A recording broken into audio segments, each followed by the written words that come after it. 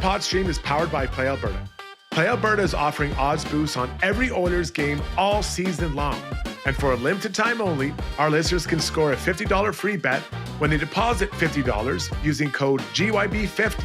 That's how Alberta wins.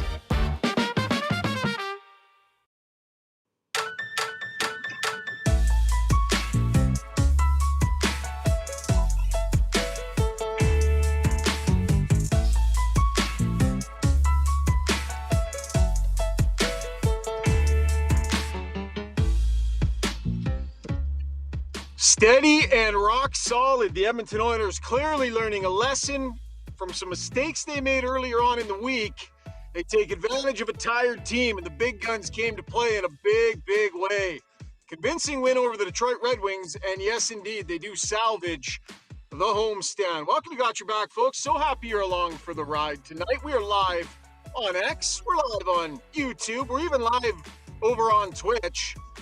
And we're happy that you're along for the ride tonight. We got Struddy, we got Steve, we'll have Brownie coming up a little bit later, and a special surprise in the car with me tonight. Struds, the show is always brought to you by our fantastic title sponsor, Timber House Developments. Have you ever considered adding a garden suite or laneway home for aging parents or loved ones? The team at Timber House can design and build the perfect space for your property. With a focus on naturally inspired living, they create warm, thoughtful spaces that enhance the lives of your loved ones and provide an oasis to help them age in place. Visit timberhouse.ca, everybody. All right, looking forward to breaking down all aspects of the show tonight, but bit of a special situation we have going here, Struds. So we talk often of my neighbor. He's a regular listener on the show and an often talked about subject. Costco Murray of Got Your Back fame in the car with me tonight, Struds. He bummed a ride, was too cheap to pay for parking, bums a ride to the game with me, has his lifelong dream come true meeting Gene Principe after the game. I'll give you one guess as to what they talked about, Struds. And he's in the, you can actually say hi to Costco Murray right now if either of you want to. Wow. You guys stopping there on the way home? Try to get some gas? Is it killing you, Murray? Is it killing you to drive? Is it killing you to drive by Costco and not stop? So $1.29. Yeah, he knows exactly what the price. It's $1.29 right now. No, $1.02.09. Oh, okay, $1.02.09. So yeah, he. We were talking the other night. He knows the prices of everything. What's a half pound? What's meat? What's the price of meat right now, Murray? $6.49 for the pork loins. $6.49 for the pork loins, geez. boys. That's a deal. Costco Murray's got it dialed. Wow. I know. Anyways, yeah, happy to have my buddy along for the drive here. He even Steve, you got the video there? Did you I do. Yeah. Let me play it here. Yeah, we won't hear you while it's playing, but here's Costco Murray meeting Gene Principe. You know what? I see that being lined up. Yeah. Oh my God. Yeah. Nothing you can do there. No, good for you though. You're a man who likes challenges. That's right. Mainline Water and Sewer specializes in sewer line. He knew of Costco Murray from the show. He said, "You're Costco Murray." I love this one coming in. This one's on the stream here from Davin. Another successful Make-A-Wish program. Okay. Very nice. It's fantasy camp. It is fantasy camp night for Costco Murray for sure. All right, enough horsing around, boys. We got lots of hockey to talk about. Let's get to our breakdown. And as always, Struds, our breakdown is brought to you by our good friends over at the Canadian Brew House, which we will be there on Sunday at the Lewis Estates location, buddy. I'm fired up about that. Yeah, so am I. We're going to share a table, which is going to be exciting. Usually I try to stay apart, but we've agreed. We're going to share a table. So we'll see you make there. sure you bring your wallet this time, not like last time. Forgot my wallet. Sorry, Shogger. Guess you'll have to put it on the promo tab. We'll be there, handed out hugs. During every Oilers game day at the Canadian Brew House, enter at any Edmonton area location for your chance to win Oilers home game tickets. Plus, enjoy $1 off Molson Canadian and Coors Light tankards. Edmonton board, Canadian operated, 48 locations across Canada. Will be at Lewis Estates Sunday for the Habs game versus the Oilers. All right. Well, Struds, they needed to get this one right. They could not afford to not bring the right stuff and to not get this one right. They had to. There was, the difference between winning and losing this game, what it meant for this homestand, and bottom line, they went out and took care of their business. They did. Let's give Detroit credit. They came out with a really hard push. The first, 8-9 shifts, Detroit was all over. In fact, Henrique's line got hemmed in there for what seemed like an eternity. I was actually getting the cold sweats from my marathon shift against the Red Wings, although it was on the road, so maybe it makes it less impressive than doing it at home. But Detroit really came out and pushed. And you know who was ready? Stu Skinner. I thought Stu was in there. Now, Detroit missed a couple chances, but still, Stu was in the right place. So Stu gave them an opportunity to get into the game. Not that they were getting blown out, but Detroit did come ready to go. Give them credit. Yeah, for sure. And, I think that the Oilers, there was a little bit of sloppiness early. And we're going to talk about Zach Hyman, obviously, because, man, hat-trick game for him and how big that is for the group. But I do want to center in on Connor McDavid a little bit here, Struds, because to me, this was a night where McDavid maybe got a little frustrated with himself and just said, F it. Like, hit the afterburner and just went. There were probably 2 or 3, maybe even 4 turnovers within those first 3 or so shifts of his. Those uncharacteristic turnovers that we're seeing more often this year. And then I think it was towards the end of the first period and into the second period, he just absolutely hit the Jets, ends up with 4 assists, some beautiful ones, and essentially takes the game over the way we've seen him do so many times. Yeah, it was crazy. There was 2 times where he tried to drive the back post, and both times didn't result in goals. I was like, as he was getting to that area, I'm like, yeah, he's got this.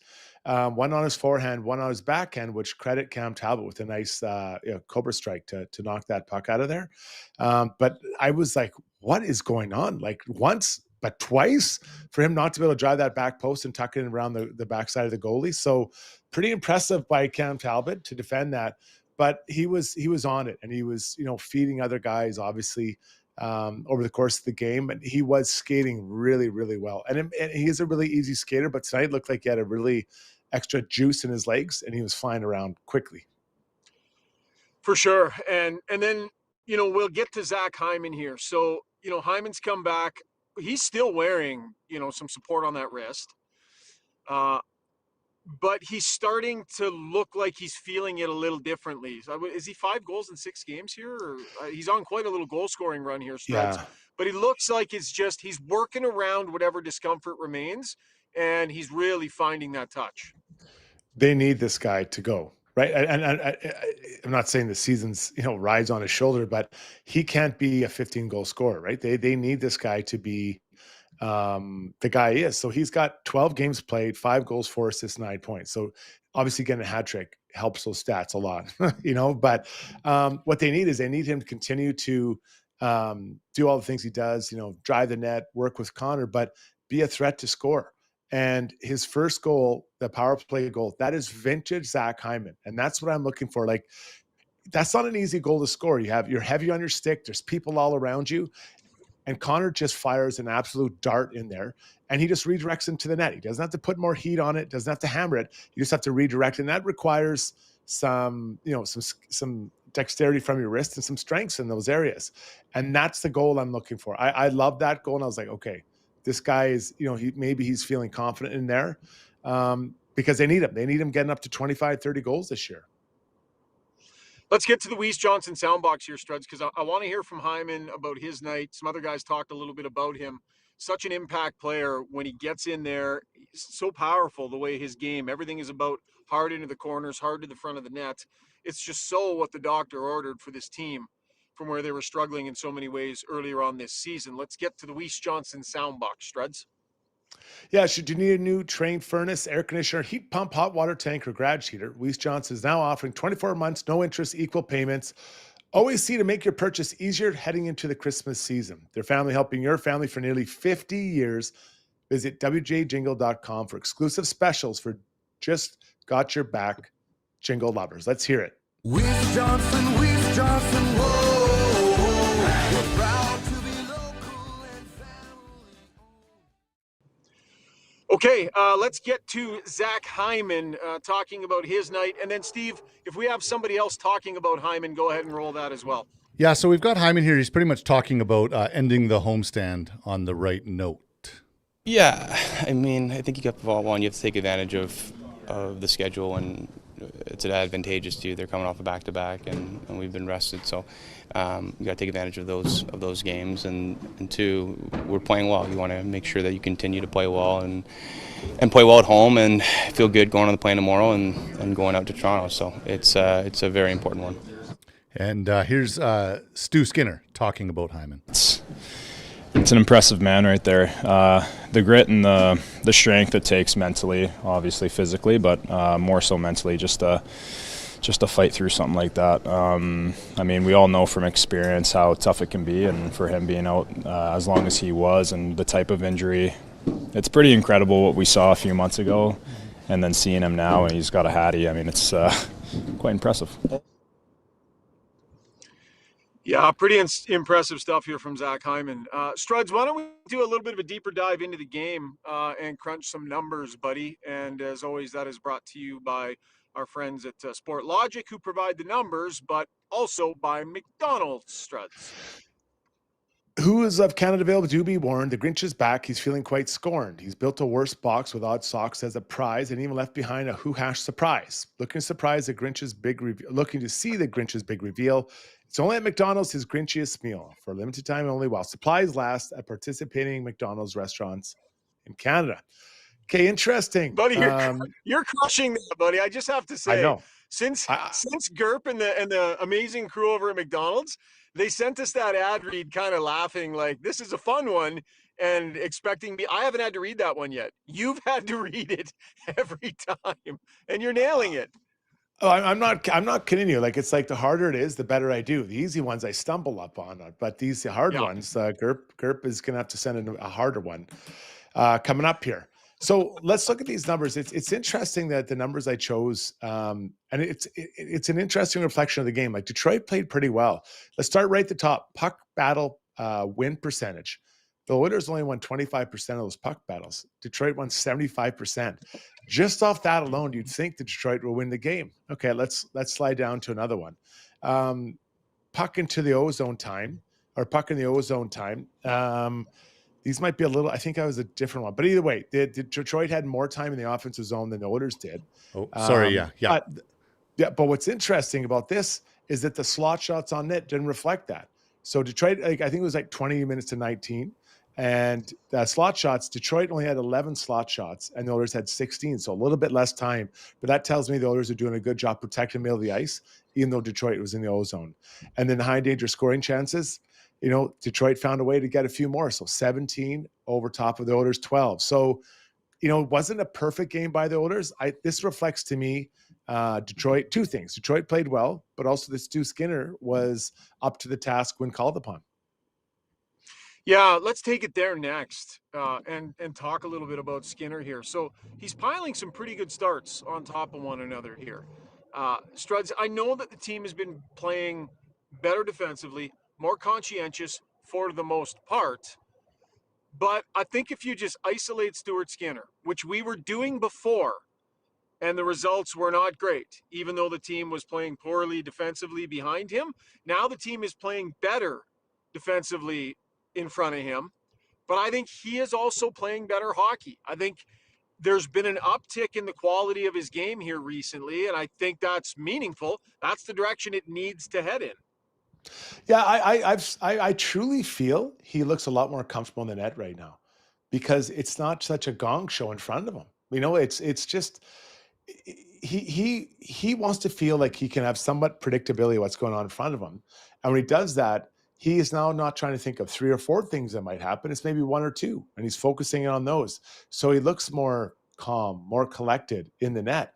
And then your confidence grows. And then the team's like, okay, well, this guy is obviously, playing, at the level we expect from him. So they maybe relax in front of him. Then just kind of, it's a never ending cycle, right? Of just positive reinforcement. And it can go the other way. And we've seen the other way for long stretches to start this season. So yeah, for sure, he's playing better. But he just looks looks easier, calmer in the net. And as a D-man, that sure makes me feel better if I'm standing in front of him. Yeah, for sure. It's funny, I said to him I kind of made that point to him. I said, well, you've kind of stacked together some pretty solid games here. Like, what are you feeling right now? And Struds, he maintains. He's like, yeah, I've been feeling good all along. Like Yeah. and it Yeah. might Well, just be that goaltending speak, right? That positive mindset. I'm not going to get into the weeds in it, but he's kind of not really nodding to the fact that yes, he's feeling better, and that's why the result. He's maintained all along. I feel pretty positive about my game.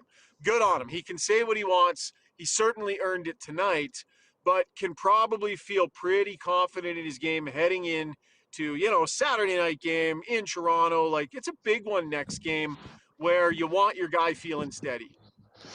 you sure do, and you want to feel comfortable, and everyone feeling comfortable. And I didn't grow up in Toronto, and I think it's pretty clear how I feel about that franchise. But I'm not that I hate them. I just wanted to beat them all the time because there's a ton of arrogance coming out of that fan base and that team.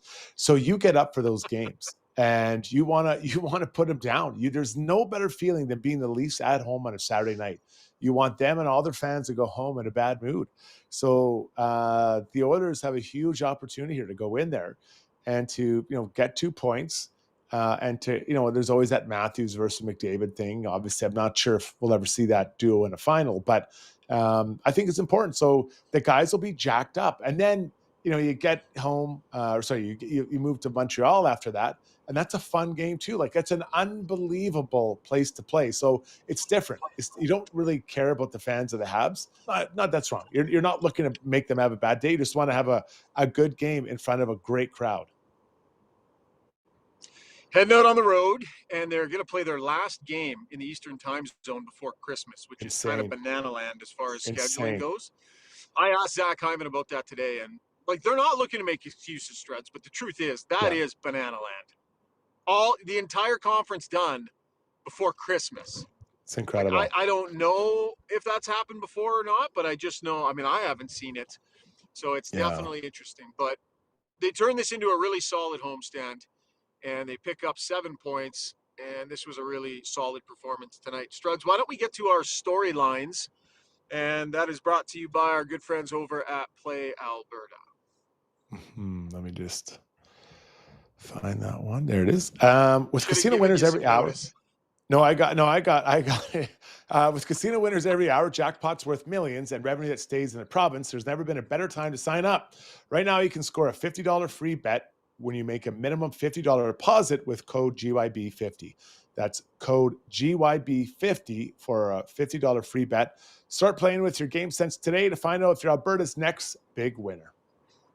Yeah, sounds good. Steve-O, do you have the one that Zuby's storyline for tonight there, buddy? I'm driving, so I can't pull it up in detail and read it. What did Zuby have in today? It was Oilers to win. Some good ones lately. Yeah, it was Oilers to win the third period and 1 or more power play points for Evan Bouchard. And did Bouch end up with a power play point tonight? I'm just checking that myself. I don't.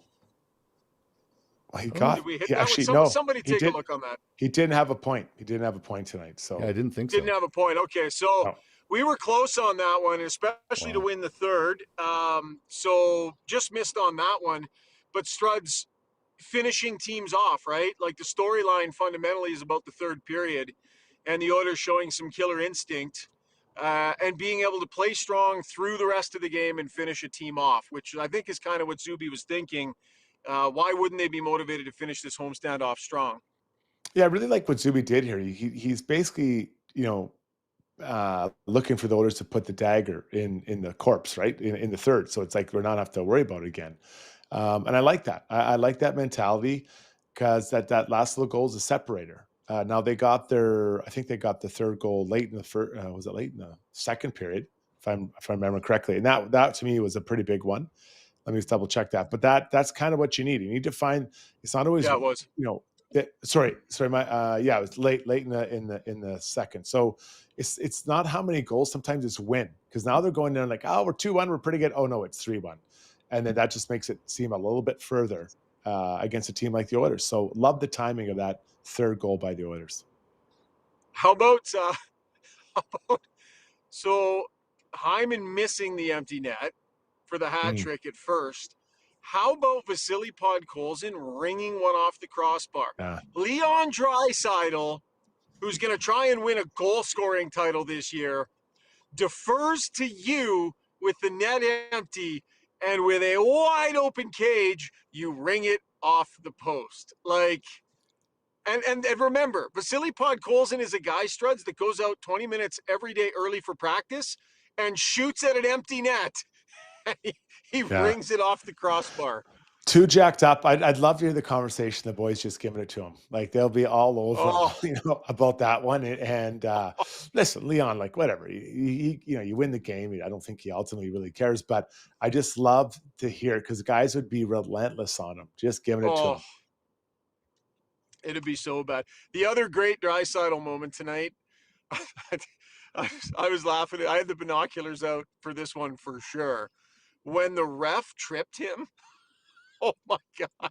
Of all the people to do that to, Struds, like, Leon just went full grump in that moment on that referee.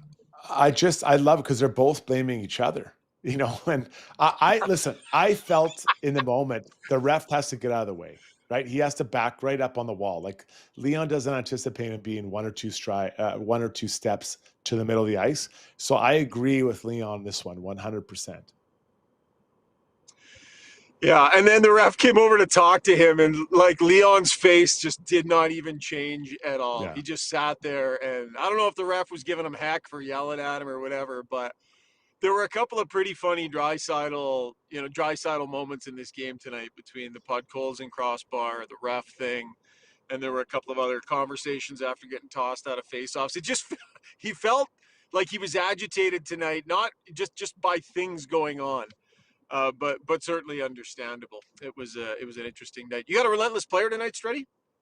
I do. Yep. Let's get to it. Brought to you by Services.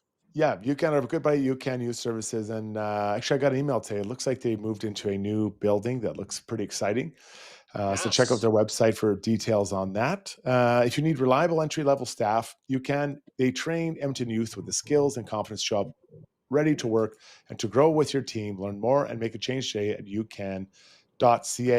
I'm going with Zach Hyman tonight. You know what, this guy's, it's been such a crazy road for him. This summer would have been, the heartbreak of not being able to play with his teammates in the final, long summer, surgery, all that, coming back, all that. And I know when you're skating by yourself, it's not fun. You're just getting bag skated the hell right out of you. And you can't wait to get back. And he's starting to find his form here with the goal scoring, right? I think that's important for us to acknowledge. They need other people scoring. And you got to keep in mind, they still have Wallman out. They can score from the back end. And Roslovic, who's been a nice addition. So, you look at it, if Hyman can kind of get online, Savoy's maybe looks like he's getting something. Wallman and, of course, Roslovic, that's quite a bit of scoring there that can be spread around the lineup. Yep. Yeah, I like it. We got into a good debate in the press box tonight, too, about what to do when Roslovic comes back and how to handle Nugent Hopkins. Because I'll tell you, McDavid with some comments post-game tonight about how much he loves having Ryan Nugent Hopkins on his line. That right there tells you, what they would love to see. So maybe we can get into that a little bit later or on a different show. But, yeah. Big having Hyman back and playing with that kind of confidence. Steve, so I have to do a little producing on the fly here. Yep. How far are we into the stream, and do we got a timeline on Brownie yet? We are 24 minutes in, and I'm just about to call Brownie. He's ready to go. We also have a poll ready. Is he ready to rock and roll? Okay, here's what we're going to do. Okay. You guys do the poll, and then Struds, you can take it to break. And then, Struddy, you can come back and start takeaways with Brownie. A bit of an awkward run into the house. It's not going to hit the commercial break for me. So get the poll done, bring in Brownie next segment, and you start takeaways, and I'll catch up with you midway through that segment. Okay, let's rock here, guys. Let's get right into our poll then. Our YouTube poll brought to you by DeBoer's Golf Shop and Fitting Center. Uncle Al and Scotty are giving our GYB listeners the gift of golf this Christmas. TJ and the Christmas Elves are grinding to help you find the best gifts for your golfer on your list. Purchase gift card between December 1st to 24th of $100 or more and receive a 10% back as a gift for you. Pick yours up at 5311 99th Street in Edmonton. Steve, what do you got for us tonight, you old dog?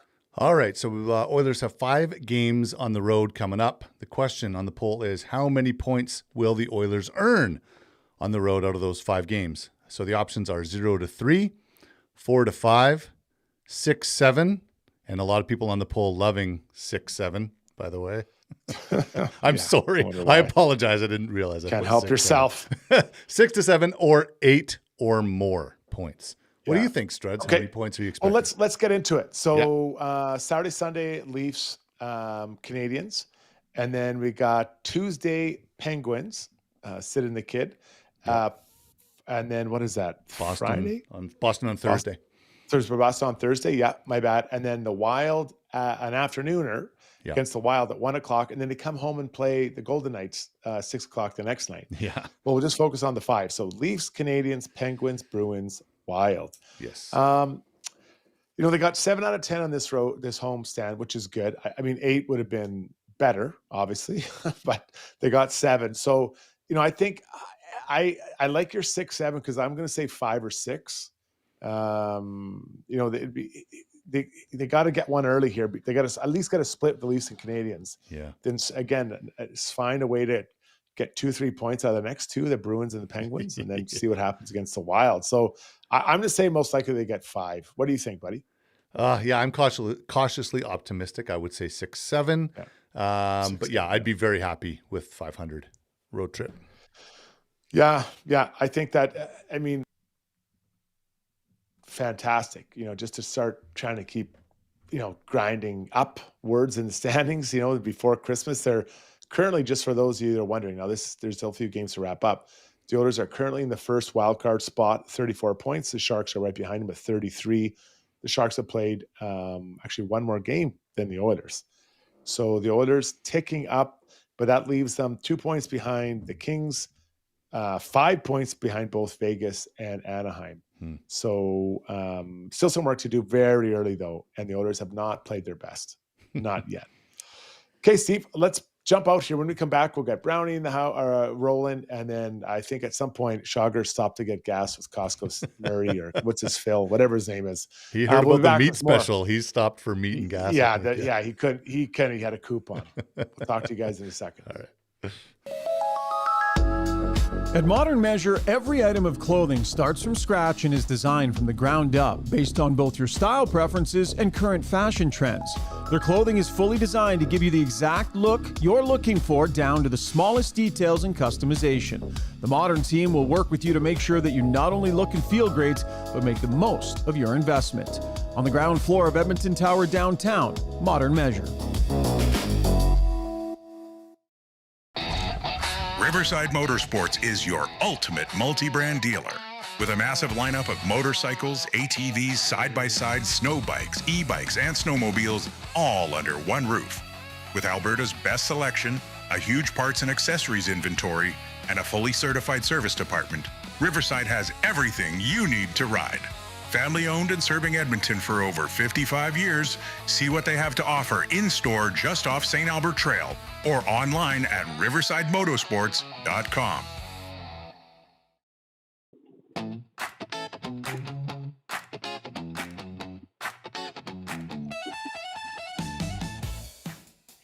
Welcome back to the show. The Oilers went 4-1. We'll head on the road for a 5-game road trip. Let's get into takeaways now, brought to you by Chandos Construction. Chandos doesn't just hire talent, they invest in it. They're 100% employee owned, so when their people grow, the whole company grows. Ready to build something that matters? Apply now at chandos.com/apply. Okay, Brownie, lots of good things in this game. I'm going to start you off in an awkward position, though. I want to talk about the bottom 6. The line of Trent Frederick, Henrique, and Janmark were taking on a lot of water tonight. Like, I'm talking a lot. I think it's notable that Mangiapane was on the 4th line with Lazar, Tomaszek, and that was their line. So I know this probably isn't the good vibe you want to start with, but I'm dying to talk about the bottom 6. Well, it's funny when you started that and you started talking with the bottom 6, then you started with the Frederick line. I'm like, ooh, I'm going to have to disagree with you to start with because I don't think they had a good game. But then you pointed it out. Yeah, well, the better of the 2 lines by far was the Lazar-Mangiapane line. Tomaszek, they were good. I thought Lazar was excellent in this hockey game. And I know all they really did in the 2 lines is they flip-flopped Frederick and Mangiapane. But I thought Mangiapane looked interested, looked feisty tonight. He had a little bit of bite to his game. Curtis Lazar, again, I've been saying this for the last little while. If the Oilers are completely healthy, I'm finding a way to keep him in the lineup. Now, I don't know if he will be because there's contract situations, but I agree. I think the fourth line was the more effective of the two lines in a game where really the Oilers, most of their team looks pretty good. Yeah, they did, and there was a lot of good things, but that bottom six is a work in progress, to say the least, right now. Not to blow dark clouds into a otherwise pretty good game, but when you back up a little bit, Zach Hyman comes out and gets his 3 goals. I mean, it's so important, I think, for this guy to get on track. He doesn't have to score 50, but he's got to get on track, and along with Savoy, along with Roslovic when he comes back, and even Walman, they need these guys chipping in offensively. Well, I like that. I don't know how much have you heard of Hyman talk after the game, and he talked about confidence. And you've been there, I've been there, and it's for people that have never been in a professional sport. It's amazing when you see that a Hyman who's had a 50-goal season, he's had 30-goal seasons. He would have been. I mean, there's interest with Team Canada. He still talks about having confidence, where it becomes instinctive as opposed to thinking. And right now, he's got confidence in his hockey game. It is everything. When you are a goal scorer, the difference between scoring and not scoring is so thin. That if you lack any confidence, if there's any hesitation in your game, you find yourself changing sticks, change the way you tape them, longer sticks, you drive different to work each day, you wear a different pair of pants, you're trying anything to change the bad mojo. But when you have confidence, you want the puck on your stick all the time, and I think, as Hyman talked about it after the game tonight, right now he's feeling it, and that's a good thing for the Edmonton Oilers. We were just talking about Hyman, and we talked about the third and fourth line, Shogger, as you welcome back the big guy in. Yeah, for sure. And I like your point there, like little tweak there.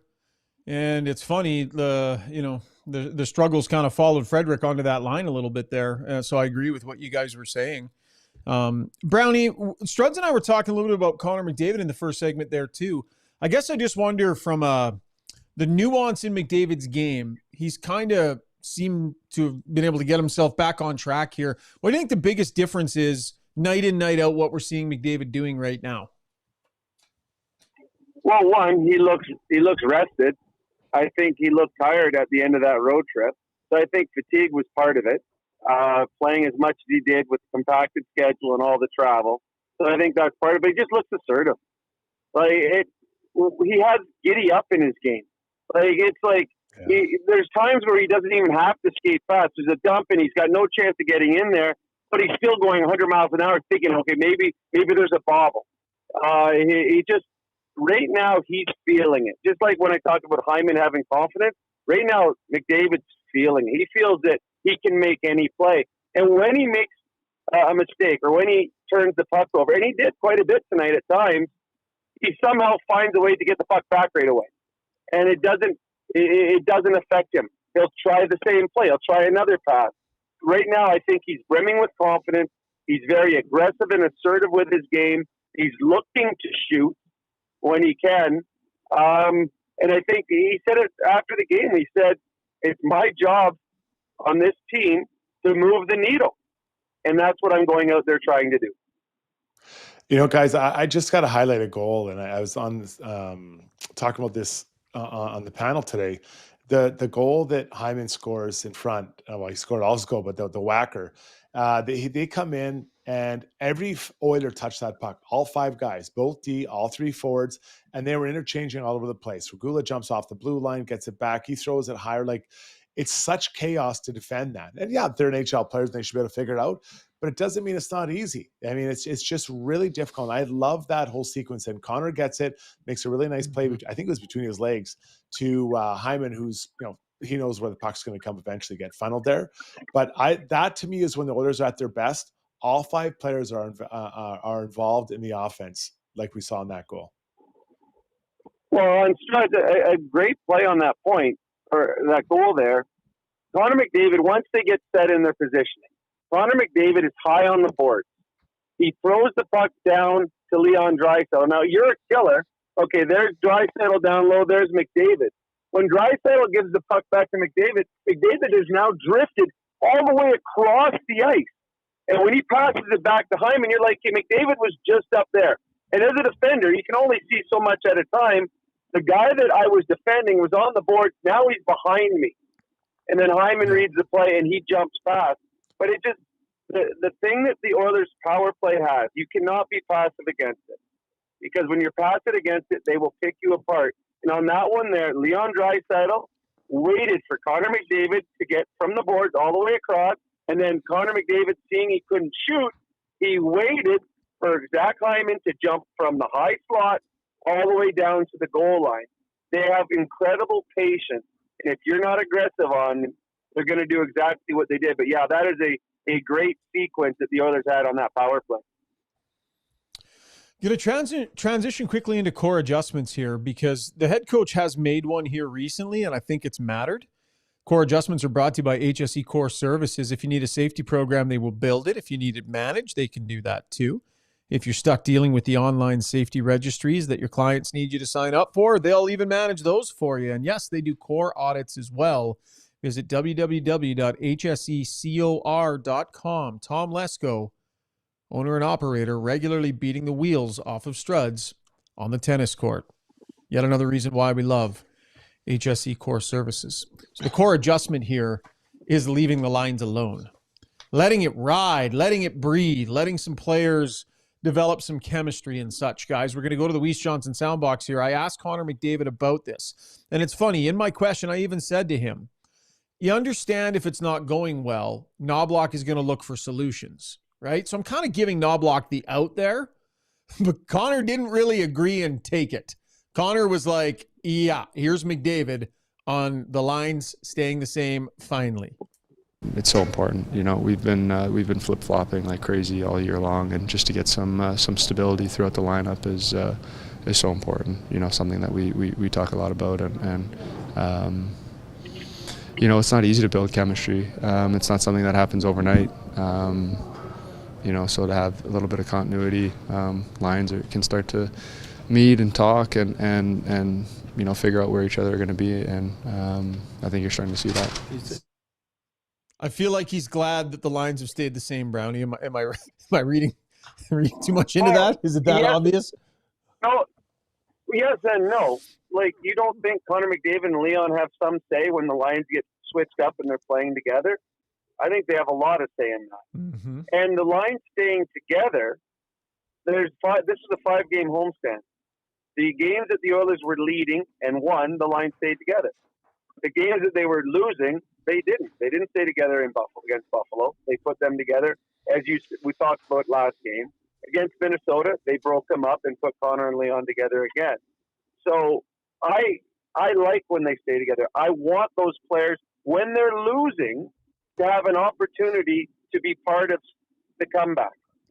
So what we've seen, the continuity of them staying together, is only when they're winning. It is not when they're losing. When they're losing, they change the lines up. I do believe, and Struds, you and I have talked about it on this program, and Schauger's a big, big advocate of it. I don't think every time you fall behind, you have to change the lines back to Connor and Leon.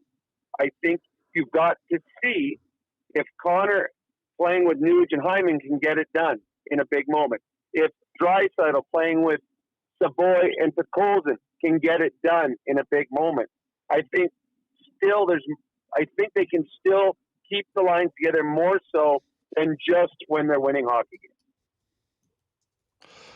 Yeah, I mean, it feels like you're just involved. Everyone's involved now. I'll give them credit. The penalty kill, those guys aren't killing penalties anymore, and that's something that I really hammered out. Like it just, they can do it. And Brownie, you make a good point. They're really good penalty killers, but that leaves more guys sitting on the bench doing nothing, and them being, killing more penalties. I love it when they come out at the end. And they put the super line together and try to get momentum, especially after you kill the penalty. So I think that's really positive. But yeah, the idea of keeping the lines together, you just got to trust it. And there might be some games where we keep them together and it doesn't work, but it just makes a difference. So let's see when Roslovic comes back. I'll be really interested to see where he slots in. And then does that stabilize what tonight to me was the third line that was very destabilizing for the Oilers. Makes me wonder about Nuge too. Like, where is Nuge going to land when Roslovic is healthy?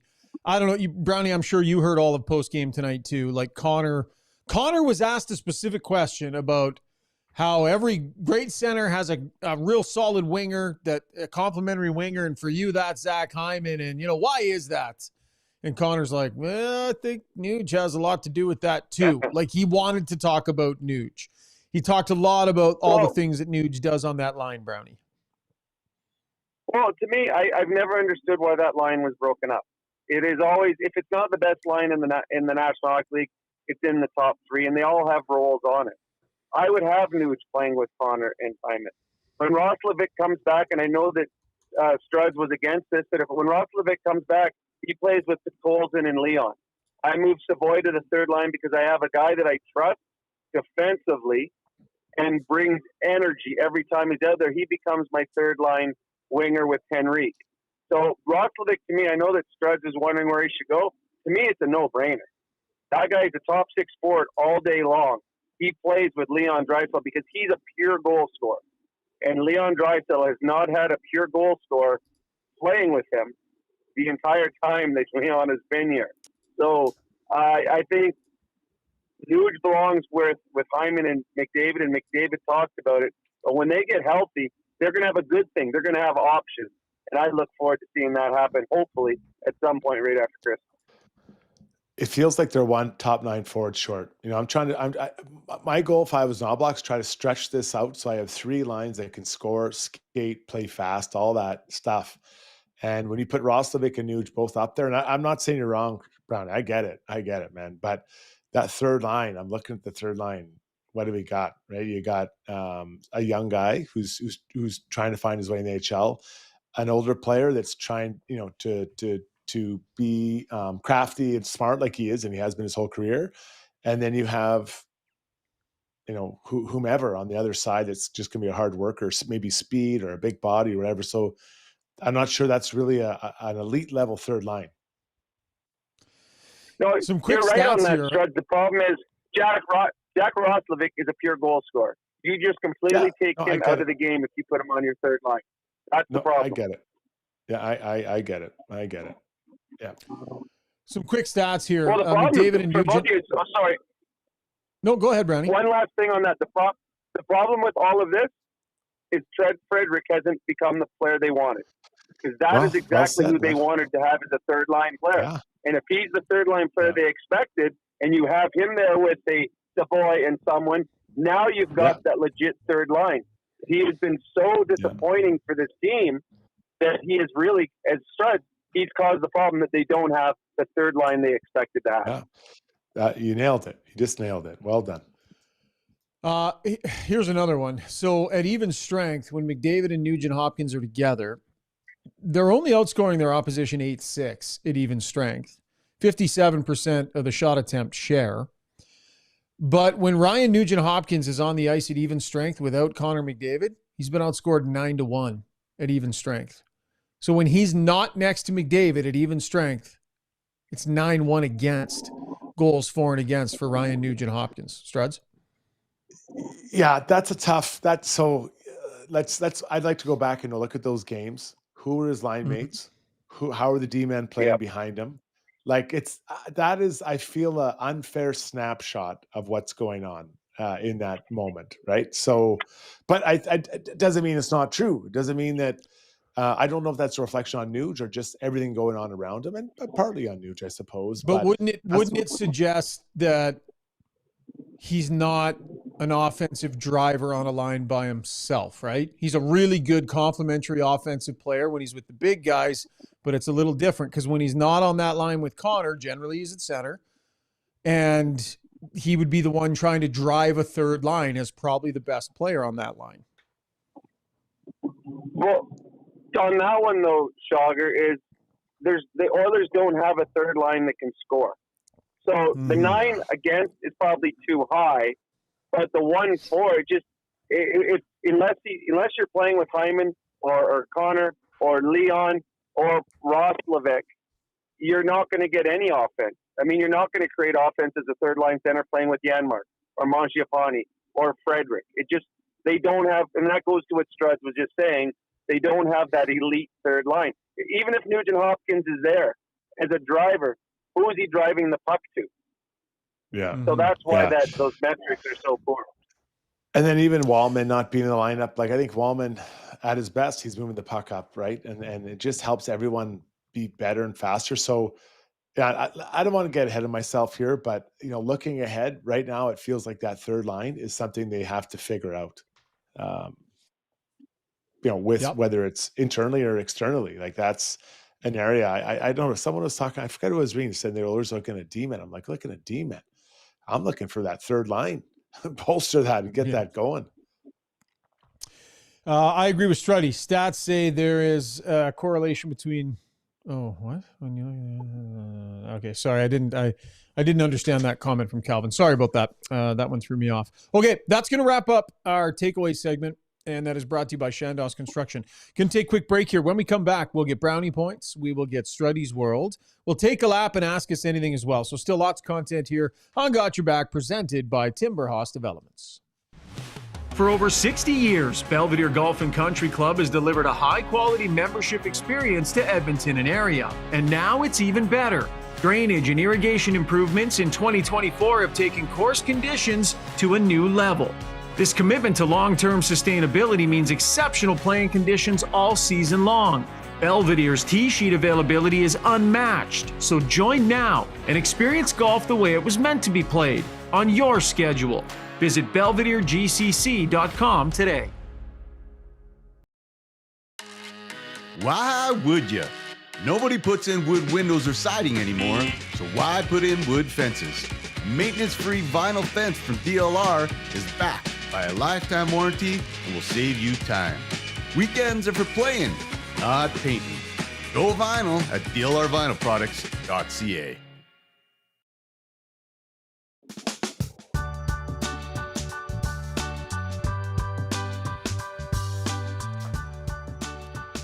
It is time for Brownie Points, brought to you by the Alberta Ram dealers. Get 10 years of built-in confidence at your Alberta Ram dealer with Canada's best full-size truck limited powertrain warranty.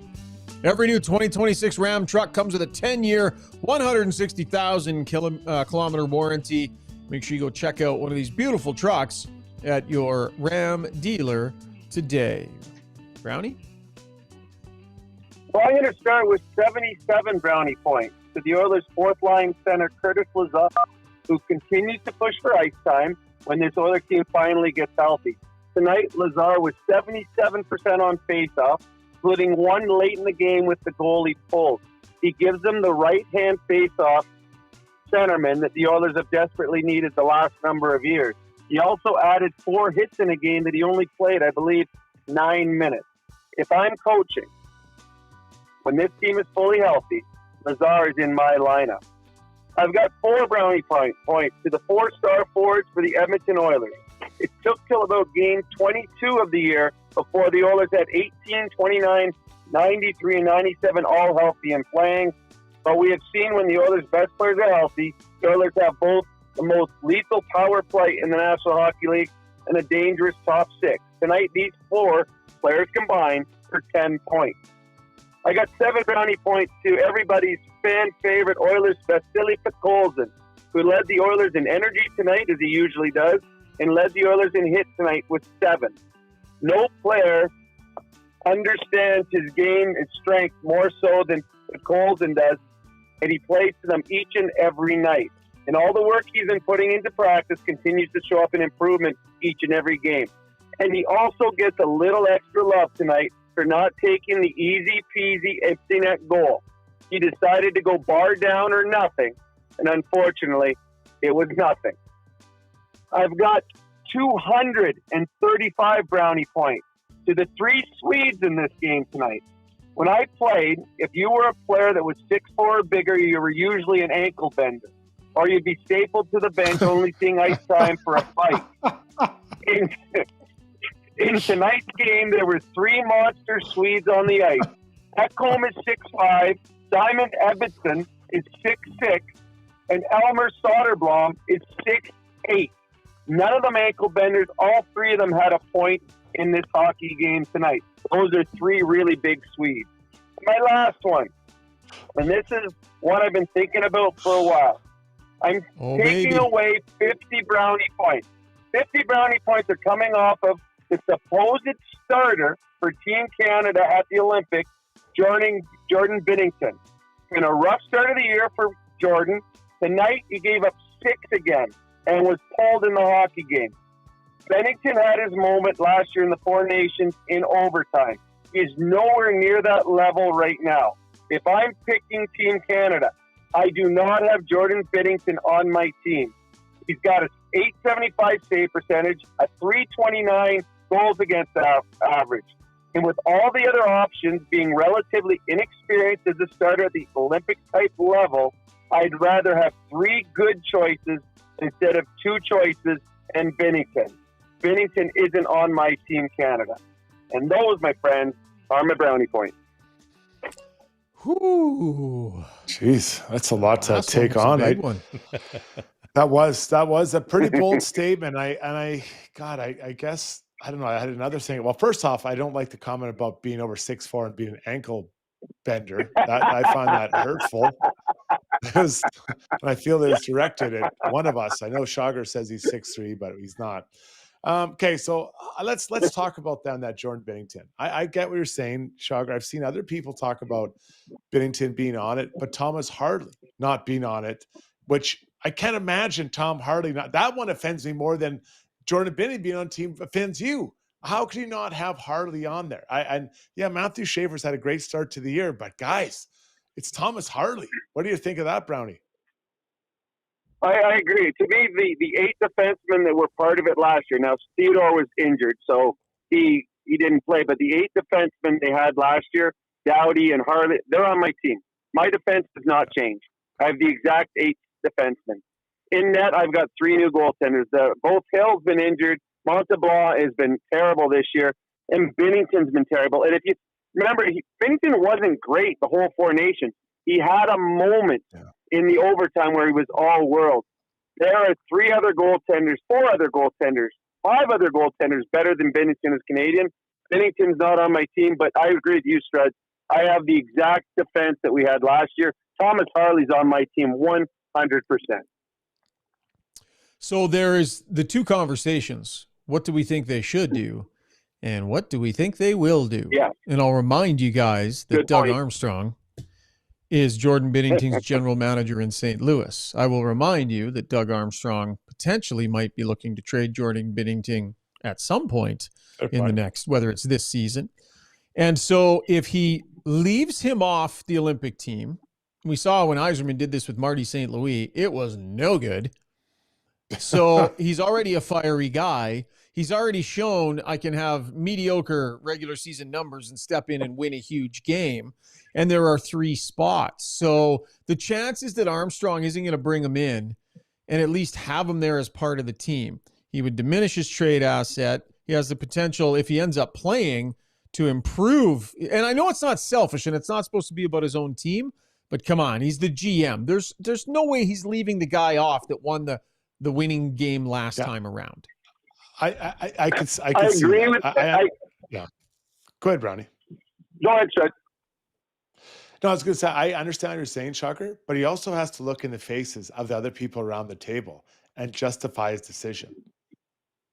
All you got to do is point to that game and go, he'll do in a pinch. We don't have to start him, but we know we can count on him in a pinch. End of discussion. He won the big game that they're trying to be in. I disagree. That was Jordan Binnington at a different point. He is not even close to that level right now. He is awful. He is awful right now. And if you are the general manager of Canada, you are representing the entire country and all the Canadian hockey players. You got to do what's right. Not what's right for St. Louis. Not what's right for you. You got to do what's right. Logan Thompson should be there. Blackwood should be there. What's the other guy in, was it Wedgwood? the other guy that's in both Colorado goaltenders, could be there. Like, there's so many goaltenders outplaying Binnington. He shouldn't be there. Now, I agree. He probably will, but I think it's wrong that if Jordan Binnington's on that team, it's wrong. He has had an awful start to the season. And at the Four Nations, he wasn't great. He had one overtime where he was fantastic. That was it. So to me, Jordan Binnington's not on my Canada team. There's our promo for Twitter tomorrow, Steve. You can book it, buddy. That one wrote itself. Brownie bringing the thunder tonight to Brownie Points, brought to you by our good friends over at the Alberta Ram Dealers. All right, Struddy, your turn. Your turn to match that, buddy. Time for Struddy's World. Go ahead and roll it, Steve. When you make a mistake, heads should roll. It's not right. And I'm here. Someone has to put their foot down. Now that I say it out loud, it does sound a little crazy. Gotta look good.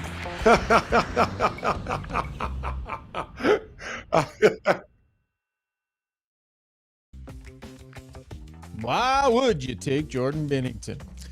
This Struddy's World is brought to you by our good friends over at Body Realty at Royal LePage, AR Team Realty. Buying a home is a big-time decision, and their team guides clients through the complex process with expertise and care, providing unwavering support even after the keys are handed over. Their clients say they truly make you feel like the only client they have. Visit Body Realty, that's BHATTI Realty.com. Struddy. I remember the first time I got to see Patrick Kane live. I played against him, and I'm like, I skated around the warm-up. Everyone's talking about how great this guy is, and I was like, I bet he is pretty good. I looked over; he's just a small little human, and pretty good skater, quick on his feet. But it took about half of period for me to realize how smart he was. Now that first year, he put up pretty decent numbers, almost a point a game with the Blackhawks. But what I always admired about Patrick Kane, and I played against him for a few years, not like I was trying to shut him down. Well, I was trying, but it wasn't like my matchup. He's always around the mess, but he's just outside it. He's the best way I can explain. Like there's like just a bunch of mud, and he never gets dirty, but he's always looks like he's in and around it. And tonight, I really watched him. He's 37 years old. I don't know how many more years he's got. He's probably going to get his 500th goal pretty soon here, and then. I don't know how many more he wants to play, but watching him, the way he moves around, he's so smart. Pinpoint passing, zipping passes over to DeBrincat, especially early. I thought those two maybe missed out on a couple opportunities, specifically DeBrincat. But Brownie, and you could speak to this more, but I just love the way he's around it, but not in it, because he's not big enough to outmuscle. He's not Leon Draisaitl. He can't hold people off, but he's just far enough away from you and keeps that distance that he is away from you, but he can still make a play. So he's so elite. He's one of the best of his generation. And I have him right up there behind the Crosby and Malkin. Yeah, I agree. I mean, when he retires, he's going to be the number one American-born player point producer. He's that good. To me, he's like Pavel Datsyuk, like guys that I just love watching. Yeah. When Patrick Kane was in his heyday, like you would go to the game and like I would just get the ISO vision just watching him play. And when you say, it was funny, I love the way how you put it. He would be around the mud but never get dirty. Patrick Kane was always small. It didn't all of a sudden get to the National Hockey League. He's small now. So as a small player growing up, and I'm sure he played with players older than him as well, he always had to learn how not to get hit, not to get run over, not to get into a battle of physicality, because he would lose that. So I'm going to outthink you.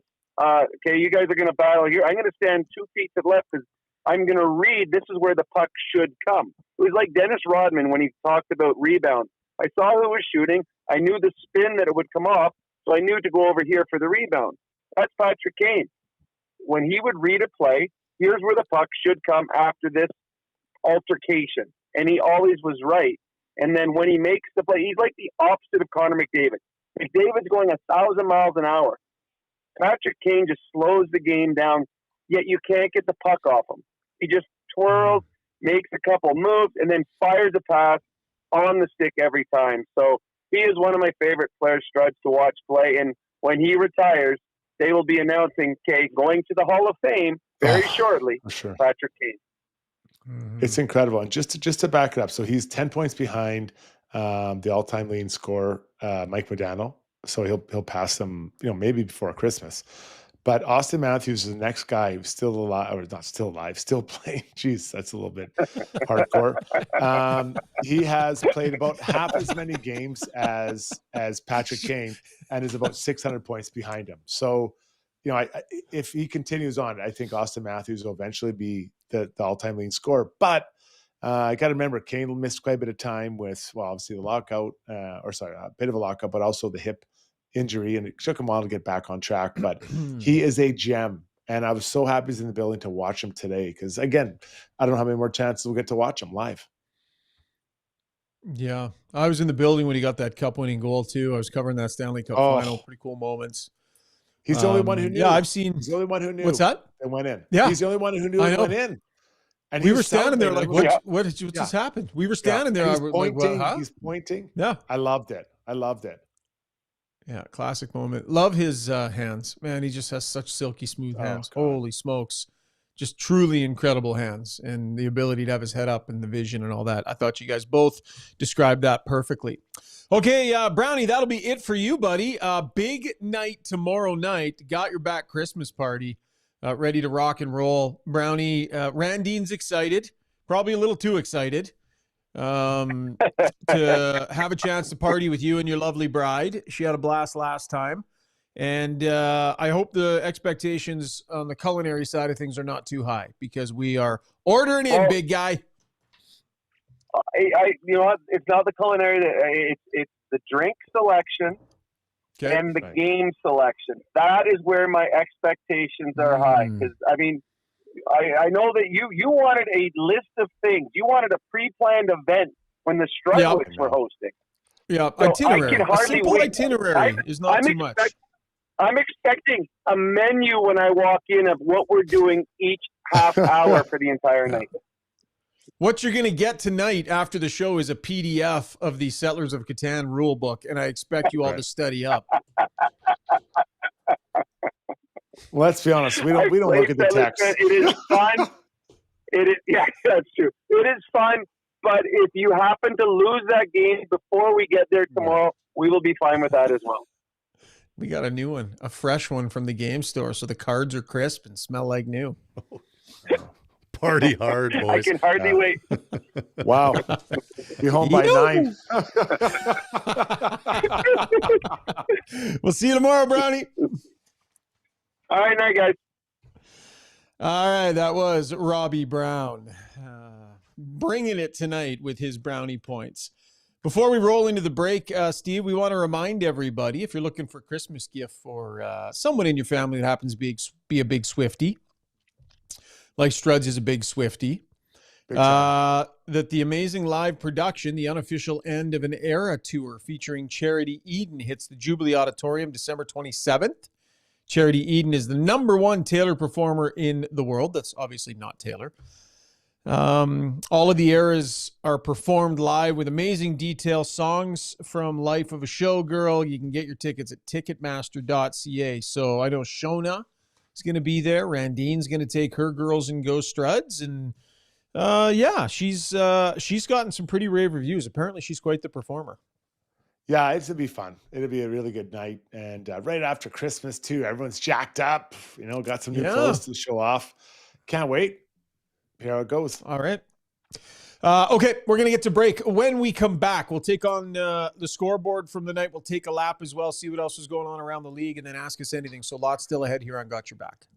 So at Timberhouse, our guiding philosophy is naturally inspired living. We believe that through design, we can solve problems and enhance people's lives. We follow biophilic design principles in all of our builds to incorporate natural materials, natural light, to enhance all the spaces in a home. When you have your space perfectly reflect who you are and what you value, and it's made well, we think that that just leads to better living.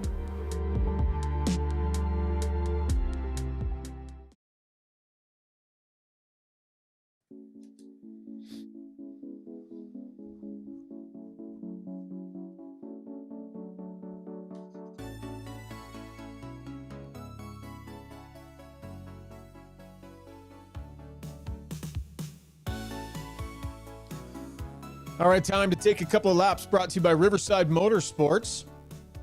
It is your multi-brand motorsports dealer serving Edmonton and area for over 55 years, offering a wide selection of new and pre-owned motorcycles, ATVs, side-by-sides, snow bikes, e-bikes, and snowmobiles from industry-leading brands, featuring a fully certified service department, genuine OEM parts and accessories, and recognized as the #1 KTM dealership in the country. RiversideMotorsports.com is the website. Struds, what else is going on out there? Guys, I'm sorry. It feels like nightly when we do this, all I talk about is players leaving, injuries, and it's no different tonight because they're the biggest stories in hockey right now. There's so much. So let's start out east. Timo Meier has taken a leave of absence from the Devils. Now, very few details given about this. The captain, who spoke? Was the coach or the captain? Someone spoke about, just we got to be a Nico Hischier. Nico Hischier said we got to stay together and support each other in times like this. So maybe it's a family issue, and honestly, it doesn't matter. But Timo Meier's a third leading scorer. The Devils aren't exactly killing it. No Jack Hughes and no Timo Meier now. Difficult time for sure for that team, and well, personally for him, obviously, and then for the team. Yeah, for sure. And we're in close proximity to the Olympics here, Struds, and that's why these injury situations become even that more significant for players that have the potential to be there. And I'm pretty sure it's on your list, but, a guy with a look for Team Canada and Horvat also landed in some little hot water tonight injury-wise. Yeah, so he left the game as well. So that's another guy I had on my list. Victor Hedman is on injury reserve. John Cooper, and he's a big part of what, I'm sure Sweden has to do. They're getting a second opinion. This is him, John Cooper, saying, we didn't anticipate this. They're getting a second opinion, and he can't say how long.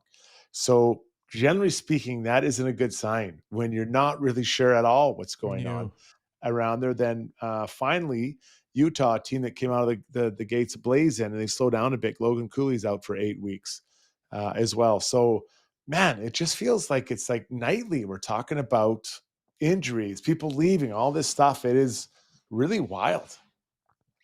You were talking about the Hedman one. About Hedman? Hedman, yeah. So the potential implication there, I don't know exactly where Mattias Ekholm would be. Yeah, good point. On that Swedish depth chart.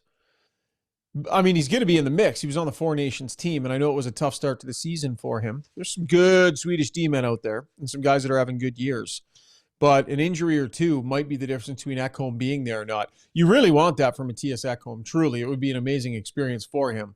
But it had a dramatic effect on the Oilers' playoff chances last year. Ekholm grinding his way through a Four Nations. Yeah. It did. I mean, Struds, it just did. No, it's so funny because I love the way he's framed that. You want him to go there for himself. But if you're an Oilers fan, you don't want him to go, right? That's just the truth. He's not 25 years old. I mean, another guy who's probably thinks he'd be on the team's Erik Karlsson. He's got his second goal tonight. That's not a lot for an offensive defenseman. So we'll be interested to see how that all plays out. And the implications are pretty wide reaching. But again, I hope Ekholm goes. But if you want the Oilers to do well, a fresh and rested Ekholm would be probably more valuable to the team. Yeah. No question about that. All right, that was Taking a Lap, brought to you by Riverside Motorsports. Some other action around the National Hockey League tonight outside of the Oilers and the Detroit Red Wings. That's brought to you, our Scoreboard, by the Bridge Sports Therapy. They offer a comprehensive approach extending beyond temporary pain relief. Focuses on developing long-term strength resilience. They got clinics at Edmonton, Sherwood Park, Lethbridge, and opening soon in St. Albert's. You can learn more at thebridge.fit. Struds, what else was going on tonight on the Scoreboard? The Oilers head to Toronto tomorrow to take on the Leafs on Saturday night. The Leafs built up a 2-goal lead over top of the mighty San Jose Sharks, and the Sharks came back and won in overtime 3-2. So the Leafs get 1 point in that wild Atlantic division. The Oilers did the Oilers a favor by beating the Ducks 5-2. Pretty important. Travis Mitchell gets his first goal of the year. And now Anders Lee picks up 2. Sticking with the Pacific Division, the Golden Knights win in overtime over the Philadelphia Flyers. Low event game, 21-19 the shots, but 5 goals. So not exactly ideal. Should be mentioned, Carter did not play for the Knights in this game here. The Predators score 7. These guys are rolling right now. Steven Stamkos gets 4 goals in this game. According to Dave McCarthy of SiriusXM, Stamkos had 4 goals in his first 22 games. In the last 8 games, he has 8 goals. He's on pace for 33 goals. He got 27 last year, 6 away from 600 for Steve Stamkos. And then finally, just to wrap things up here, the Avalanche took it to the Panthers 6-2. Yeah, that Stamkos thing is interesting. I was looking at the Predators stats not too long ago. I mean, he's on an $8 million ticket, and he had done nothing through like 20 game stretches. Like he had like 9 or 10 points even, I think. 11, 12, whatever it was. Pretty unreal the way that whole situation has gone. Good on him for getting back on the right side of it here, but holy smokes. He just fell off the face of the earth. Yeah, it's as a coach, who's the GM there? I can see his face. I can't think of him now. Trotzy. He was a really good coach. I'd suggest as a GM, it hasn't been as good. And it's his fingerprints are all over this thing, right? Yeah. Whether it's Michael Bunting or Ryan O'Reilly, Stamkos, Jonathan Marchessault, who as we sit here tonight in 25 games has 6 goals. Brady Ski. That's another, Shea, like Brady Shea. Yeah. So all these guys are his guys. And it has been messy, really, really messy. So I'm sure you'll get a chance to dig out of it. But man, that is it's been really wild over there. Yeah, for sure. Shea, yeah. I always say Ski.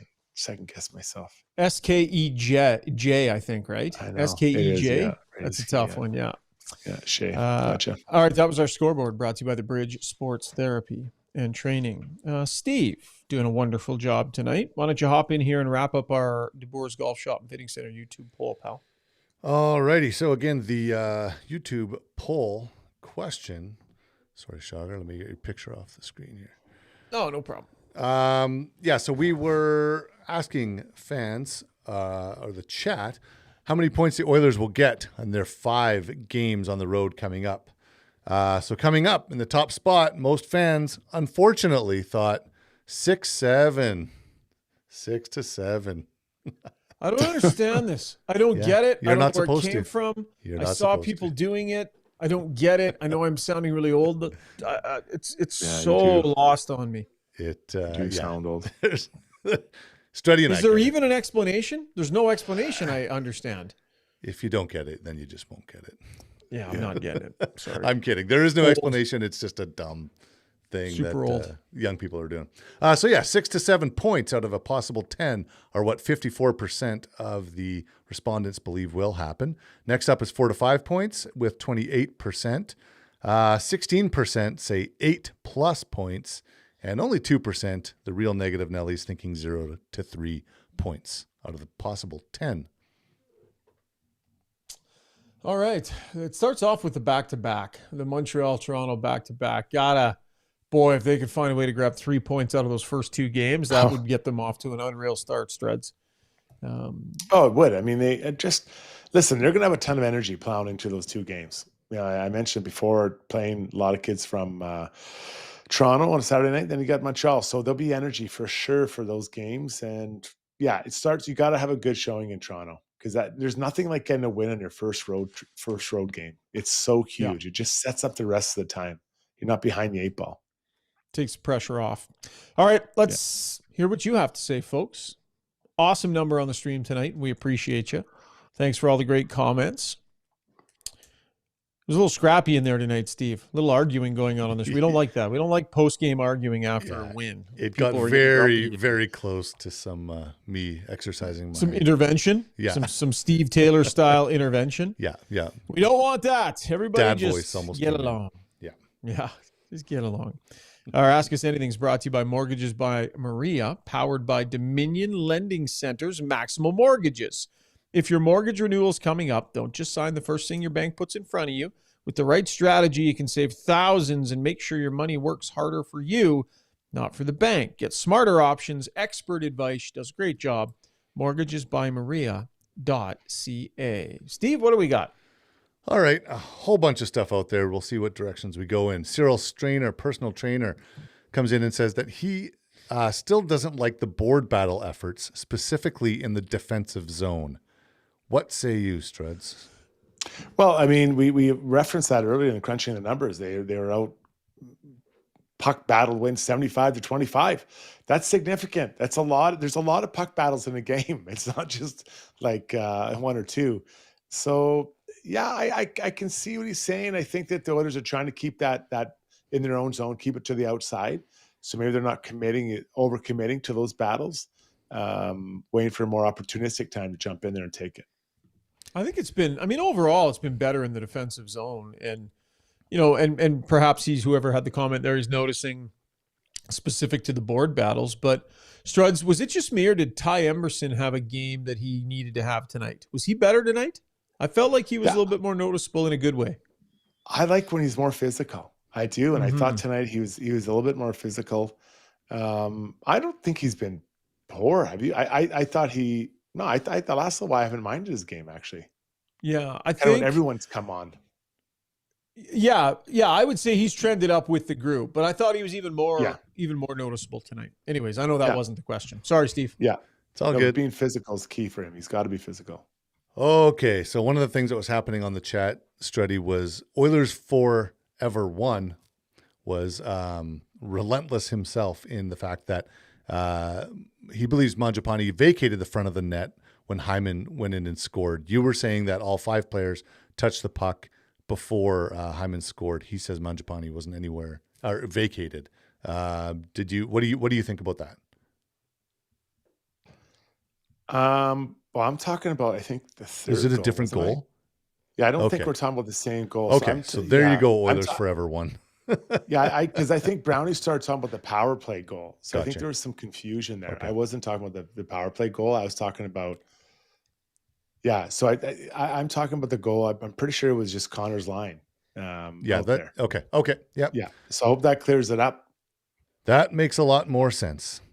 I just took a peek at, you're talking the 3-1 goal? Hyman's second one? Yeah, no, Mangiapane's out there, but he doesn't vacate this. I mean, he was up high. Okay. So it was McDavid, Hyman, and Mangiapane on the ice together. But I don't understand the point he's making on Mangiapane. D-man pinched down, Mangiapane stayed up high in the high slots. McDavid feeds Hyman in the slot and it's in. So Mangiapane was covering for Nurse, who pinched down with the puck. That's what that showed me right there. Well, I have a feeling we'll be hearing from him again, so he may all right. He may let his opinions known. Okay, Noel Rinsky's wondering why so many fans think that bottom 6 players have to produce to be valuable. And I will ask you guys, what do you think makes a bottom 6 player valuable to a team, Struddy? Well, you can't just be underwater, right? You can't just keep, every game being, let's say the bottom 6 or -1 as a group, right? Or -1 or on for a goal. You've got to help and be a threat to at least spend time in the offensive zone. That's my biggest thing. I want my bottom 6 to spend time in the offensive zone. So I like guys that are fast to get on the forecheck and are big enough to hang on to pucks and just keep it below the top of circles and grind it away. And grinding people think grinding means unskilled. I don't think that at all. You have the puck on your stick. That's a skilled play to hang on to it. So I think right now their top 6 is going in the right direction. They understand what they're doing. The bottom 6, I think they have to figure out because it's not there right now. Well, and not all bottom 6 players are created equally. If you make $4 million, the expectation is going to be you're going to bang in some offense, right? If you're, $3.5 million, I mean, that's more third line style money, I would say. So really it depends. Curtis Lazard, his dollar figure for what he's giving them, where he might not score a goal for the next 15 games. If he keeps giving them what he's giving them, that doesn't matter. Other guys like Mangiapane, I mean, at that dollar figure, you got to be putting some points in. So it just depends on your lot in life, your salary, and, what you're expected to do. Yeah, and I'll just jump in. Someone on the stream, I can't say who did it, but someone said because Florida's team had it last year. right? Oh, here it is, the Dr. Carpy, because they do on winning teams see Florida last year. And I think that's kind of where my mind's going. You got to have 3 lines that can really play well. And right now, the Oilers, I don't even know who their third line is going to be. So I think that's a really good point. Depth. Yep. All right. Mr. Lubrication says, this might be a silly question, but when they do post-game media scrums or interviews in the locker room, Shogger, are all the players in there or how does that work? So, yeah, maybe peel back the curtain. Yeah, so it's actually changed over the years. It used to be like Struds, even back when you played, I would say the media would get in there, and for the most part, there would still be like a decent number of players sitting around in their stalls. It's a little bit more sanitized now. Like we get let in there. The doors remain closed, and the team likes to take a couple of minutes. If the coach is going to say something or whatever, they'll get the win song playing. If it's a night, we went in there tonight, absolutely blaring dance music. I went full old man. I said to Zach Hyman, I'm like, you guys having a dance party in here? And he's like, yeah, before you guys got here. But the room tends to empty out. So by the time we get in there, the players who we want to talk to have been made aware. The media wants to talk to you. Their name's actually written up on a whiteboard at the front of the room, so they know they have to hang around. And then everybody else would look at that. No, I don't need to do media. And so they can get out of there. So for the most part, there's the odd player hanging around. But after games, it's generally just the guys that we've asked for that are there. Struddy guys can't get out of there fast enough. Yeah, well, let me just give you a sense how I felt. So sometimes after games, when I was with the Oilers, they'd be like, everyone stay in the room and we're going to take this on together. And I'd just be sitting there and be like, no one wants to hear from me. No one's going to come ask me what I think. They got Hemsky in here or Morrow, the captain, or Horkoff. And I just sit there and you feel like the biggest loser. You feel like, honestly, you feel like you're just unwanted. It's like at a dance party. And you're just saying, what the hell am I doing here? And so I was annoyed and like, why am I in here? So I'd wait a couple minutes and I'd leave. No problem. You want to talk, I get it. But I just always dislike that. Like, you have to stand there. What do I have to stand here for? No one wants to talk to me anyways. I recall throwing you a few sympathy interviews. I'm like, oh, look at the big guy sitting over there. No one's talking to him. That's true. Like, should we go talk to Struds? It's going to end up on the cutting room floor, but yeah, let's go talk to Struds. You're just sitting there looking around. They're like, no, we don't want Strudwick. Why the hell are you in here? That's a good question. I don't want to be in here. But they've actually sanitized it a lot, Struds. Like it used to be where all the players had to just be available after the game. You didn't have to give them a list heading into the room of who you wanted. You could go into the room and you would expect the guys will be there. And if someone's not in his stall that you need, you go to the PR guy and say, can you bring 100%. Ryan Smith back out? That's the way 100%. It worked. So that idea was, don't everyone take off. Everyone needs to be accountable. If anyone wants you, you need to be here. Nobody runs from the media. But they've sanitized it a lot, Struds. It's a lot more streamlined in that we actually submit a list and we say, here are the 3 guys the group wants. And we are able to, like, if we wanted to put 5 or 6 guys in, we could. But then it takes way longer. It's just, it's a lot more dialed in now so that situation that you described almost never happens anymore. Yeah, and I think most of the guys have no problem doing interviews. But when you're standing there and I just hate it when they used to say that. And I guess it's my own little, that and getting bag skated just around and around. You're never done. Like, do you want me to take my shirt off? I'm ripped. It's not because I'm not ripped, I'm not playing. It's because I can't do anything. I'm not skilled. God, it fires me. By the way, they're big guy. Off the negative. By the way, Mr. Self-patting on the back. Yeah. Rumor has it you were asked about your IQ level on the broadcast tonight. And your response to that was to laugh and say, I hate to say it, but it's extremely high, your IQ. No, I didn't. I said, I'm embarrassed to say it. And then I said, it's quite high. So yes, you did say that. And Jack Michaels said it was like 102 Canadian. And I said, well, my Mensa membership would suggest differently. So. Wow. All right. Speaking of any idea what IQ might be, Struds? Like, do you have you? No, it's okay, Steve. I wonder. I don't even know what a good IQ is. No, I have no idea. I have no idea what it is. I got honors in grade 7, so that's 80 and over. So I guess that's probably means at least over 80. I wonder what Daryl Dragon's IQ is. Daryl Dragon? Yeah, he's. That would be interesting. We should all do IQ. You guys should all do IQ tests. Nope. That's nope. Everyone's Not out. fun. Okay.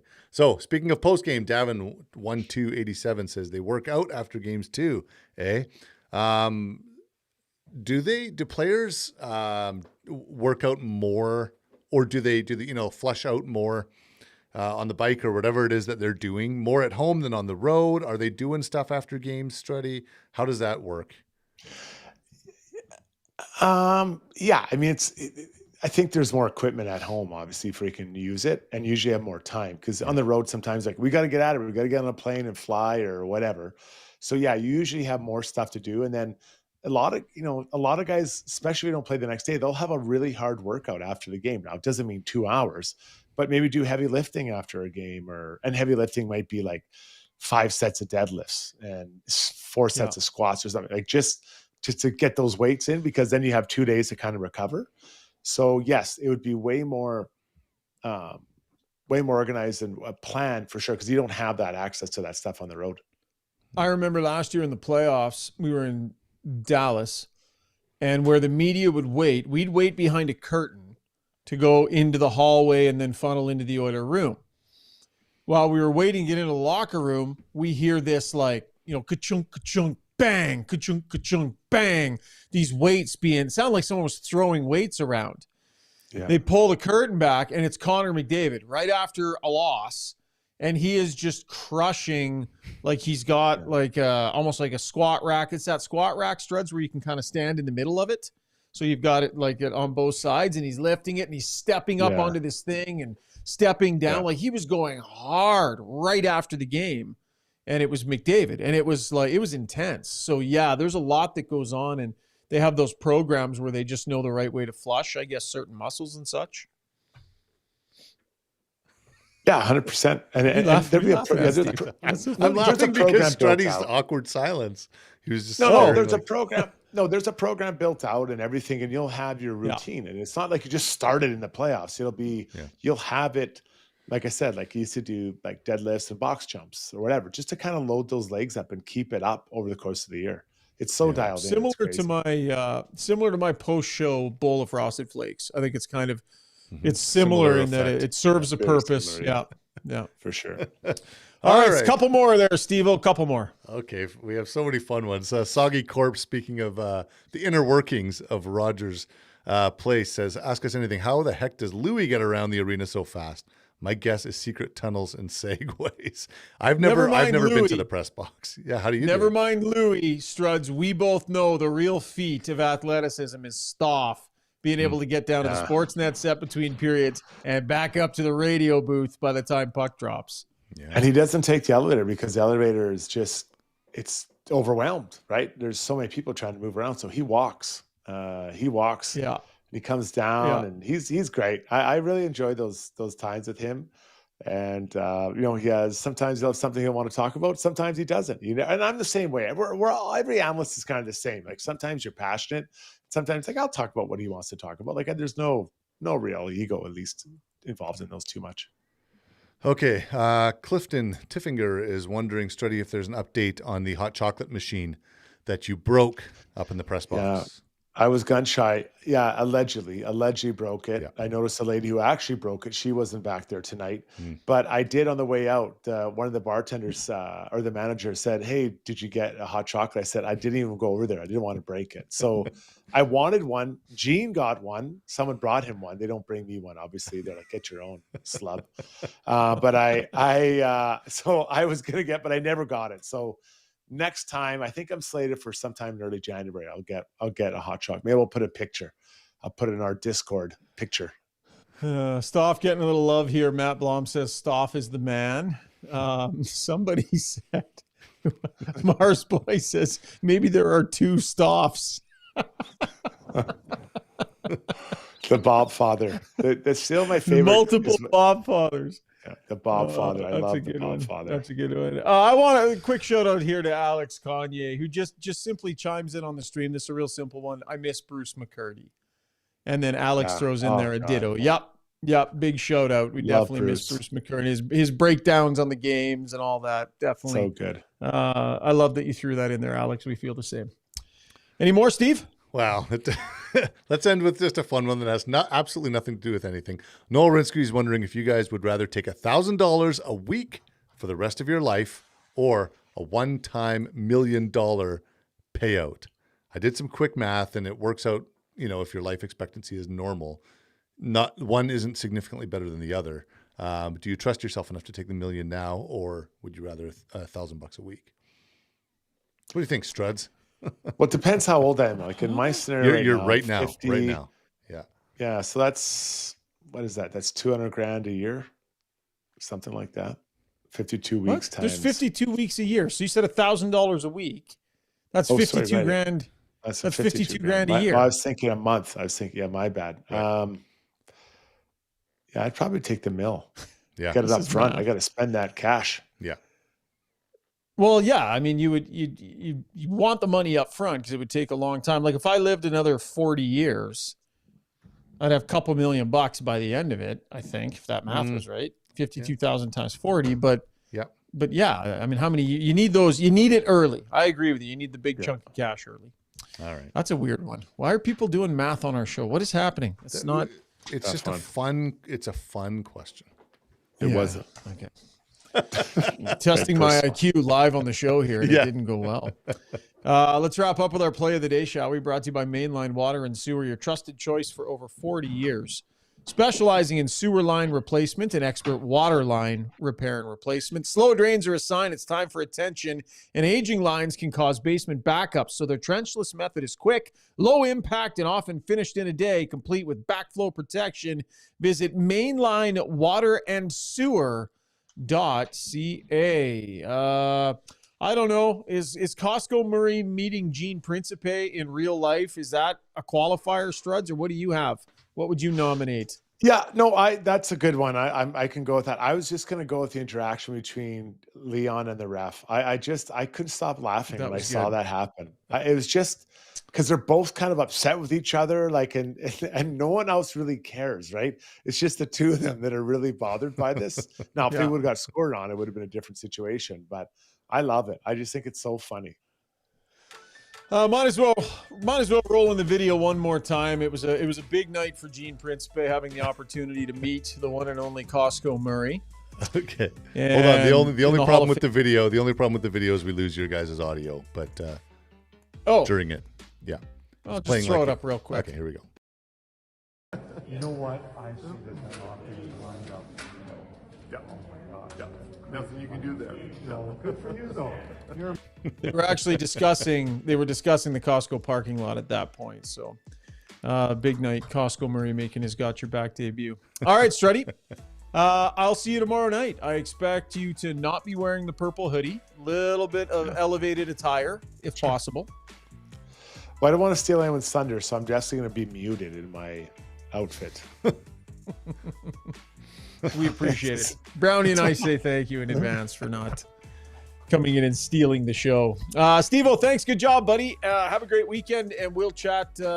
We got shows Saturday and Sunday. I'm not sure if you're doing either of those. Me neither. I look forward to seeing you again soon, man. All right, boys. Good job, buddy. Good job. Thanks. Yeah, good job. Thanks to all of you for joining us live on the stream tonight. We appreciate it. If you downloaded us in podcast form, thank you so much. Tell a friend. Throw us a review on iTunes if you get a chance. Throw us a like on the way out if you're one of the ones still here on the live stream.